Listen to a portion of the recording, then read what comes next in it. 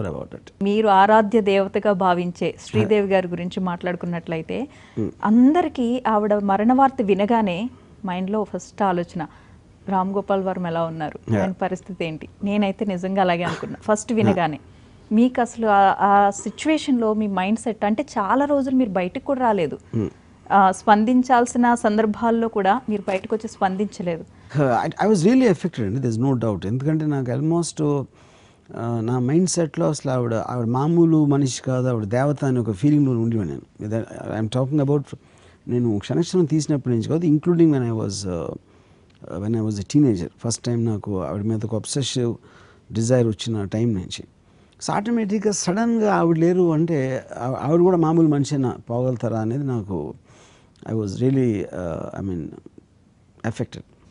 అలాంటి మీ ఆరాధ్య దేవత శ్రీదేవి గారిది కూడా బయోపిక్ తీసే ఆలోచన ఏమైనా ఉందా మీకు? లేదండి, ఎందుకంటే దానికి మెయిన్ రీజను శ్రీదేవి గారు రోల్ వేసే యాక్ట్రెస్ దొరకటం అనేది ఇంపాసిబుల్ అండి. Anybody will look very small in comparison to her. అది one of the main reasons అన్న ఫీలింగ్. అది ఓకే. మీ మూవీస్ ఫస్ట్ నుంచి మనం తీసుకున్నట్లయితే మంచి లవ్ స్టోరీస్.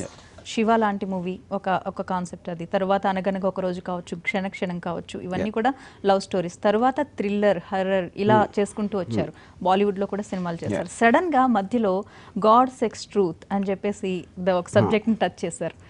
ఎందుకు అనిపించింది మీకు అసలు ఆ మూవీ చేయాలి? అది ఫస్ట్ ఆఫ్ ఆల్ అంటే it's not a feature film, అది షార్ట్ ఫిల్మ్ కాదు. ఇది ఒక సెక్షువల్ ఫిలాసఫీని, నేను స్ట్రాంగ్గా నమ్మిన ఒక ఫిలాసఫీని ఒక విజువల్ రూపంలో ప్రదర్శించింది. యాజ్ ఎ ఫిల్మ్ మేకర్ నేను ఒక మీడియంని ఉపయోగించుకొని నేను ఫీల్ అయిన దాన్ని ఎక్స్ప్రెస్ చేయడానికి నాకు ఒక కోరిక ఉంటుంది. So it is just one of those aspects. అది రకరకాల విమర్శలు వచ్చాయి, కానీ మీరు అనుకున్న దానికంటే ఎక్కువ రీచ్ అయింది మూవీ. చాలా మంది ఇంట్రెస్ట్ కూడా చూపించారు. ఏమనిపించింది అప్పుడు మీకు? ఎందుకంటే ఇప్పుడు నేను హిపోక్రైట్ని కాదండి, నేను మనసులో ఉన్నది చెప్పేస్తాను. అందరికీ దాచుకునే అలవాటు కాబట్టి సడన్గా అయితే బయట పెట్టేసాడు, అందుకని దాని ధైర్యం తెచ్చుకుని వాళ్ళు కూడా చూశారు. అది ఓకే.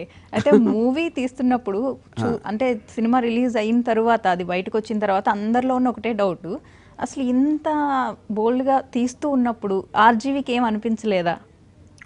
అనిపించలేదా? అనిపించింది కాబట్టి తీశాను. తీసేటప్పుడు